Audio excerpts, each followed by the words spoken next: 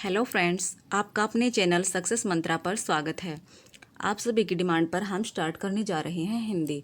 और आज का हमारा टॉपिक रहेगा समास, क्योंकि लगभग सभी कॉम्पिटिटिव एग्जाम्स में समास से एक या दो क्वेश्चन अवश्य पूछ लिया जाता है। तो चलिए स्टार्ट करते हैं आज की क्लास। समास क्या होता है? समास का अर्थ होता है छोटा या संक्षिप्त रूप। दो या दो से अधिक शब्दों के मेल से जो परिवर्तन होता है या नया शब्द बनता है उसे समास कहते हैं। अर्थात समास वह शब्द है जिसके द्वारा हम कम से कम शब्दों में अधिक से अधिक अर्थ प्रकट कर सकें। समास में दो पद होते हैं, पूर्व पद और उत्तर पद। जब हम इन दोनों पदों को मिलाते हैं तब समस्त पद बनता है। अब देखिए, जैसे महापुरुष में महापूर्व पद है, पुरुष उत्तर पद है, और इन दोनों पदों को मिलाने पर महापुरुष बन गया, जो कि हमारा समस्त पद है। कई बार एग्जाम्स में समास विग्रह भी पूछ लिया जाता है। तो अब विग्रह क्या होता है? ये हमारे पास है महापुरुष समस्त पद। जब हम इसको अलग अलग करते हैं, जैसे महान है जो पुरुष, ये इसका विग्रह हो जाएगा।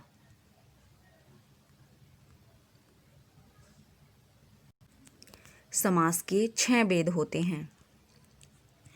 अव्ययी भाव समास। इस समास में पूर्व पद अव्यय या उपसर्ग होता है और पूर्व पद ही प्रधान होता है।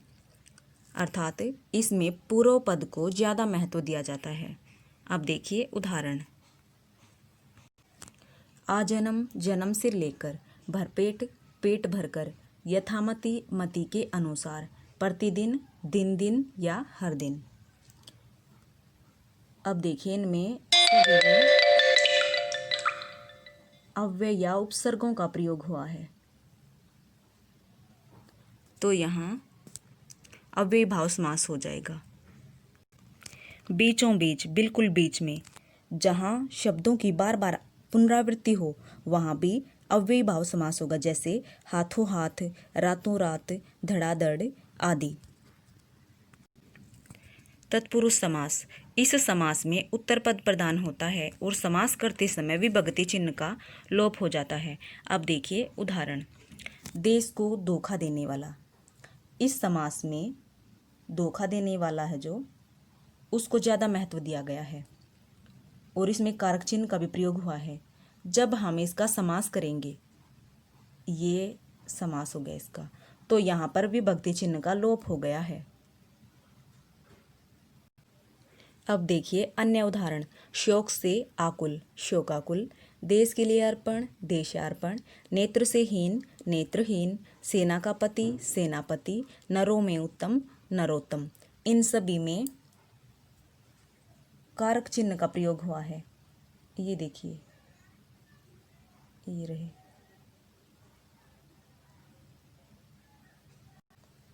और समास करते समय इन सभी कारक चिन्हों का लोप हो गया है, अर्थात ये समाप्त हो गए हैं।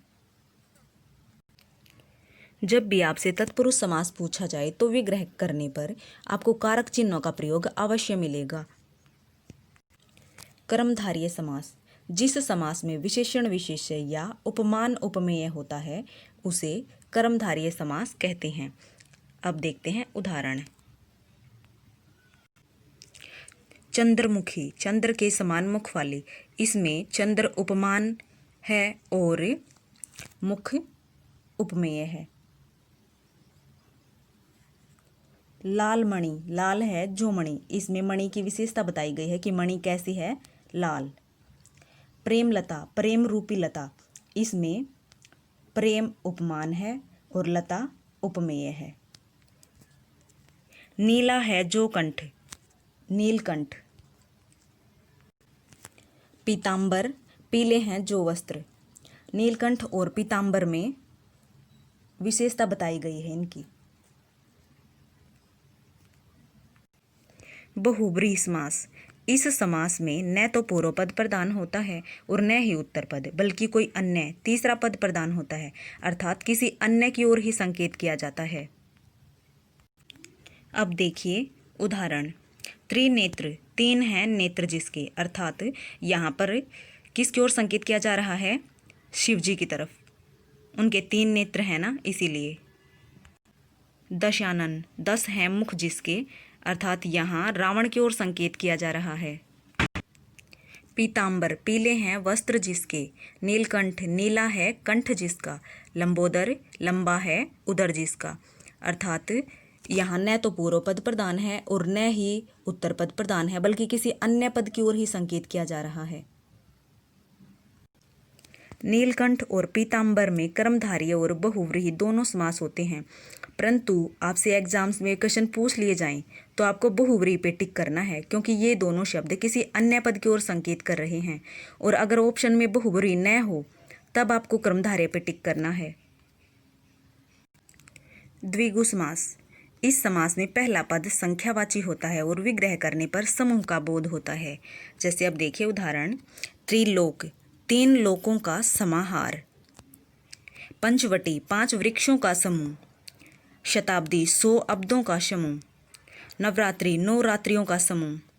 तिरंगा, 3 रंगों का समाहार। इन सभी शब्दों में संख्यावाची शब्द का प्रयोग हुआ है और विग्रह करने पर समूह या समाहार का बोध हो रहा है। समाहार का अर्थ होता है संग्रह या मिलन। इसके अलावा जिन शब्दों में 0 आए, जैसे 10, 100, 1000 आदि, वहाँ भी द्विगु समास होगा। जैसे शताब्दी, 100 वर्षों का समूह। सहस्त्राब्दी, 1000 वर्षों का समूह। तिरंगा में अब बहुव्रीहि समास भी हो सकता है। 3 रंग हैं जिसमें। राष्ट्र ध्वज, आपको इसमें द्विगु समास पर ही टिक करना होगा, और अगर एग्जाम में द्विगु समास न हो तब आपको बहुव्रीहि पे जाना है। द्वंद्व समास, इस समास में दोनों पद प्रधान होते हैं। विग्रह करने पर और या शब्दों का बोध होता है। अब देखिए उदाहरण, 71, 70 और 1। अब यहाँ संख्या को देखकर द्विगु समास मत कर देना, क्योंकि 71 का विग्रह करने पर बनेगा 70 और 1। पाप पुण्य, पाप और पुण्य। ऊंच नीच, ऊंच और नीच।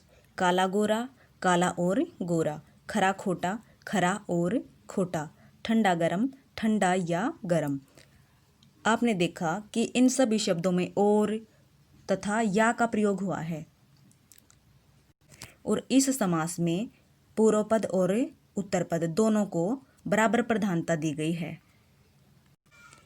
आप सभी समास के उदाहरणों को भी पढ़ लेना एक बार, क्योंकि इससे आपकी प्रैक्टिस हो जाएगी।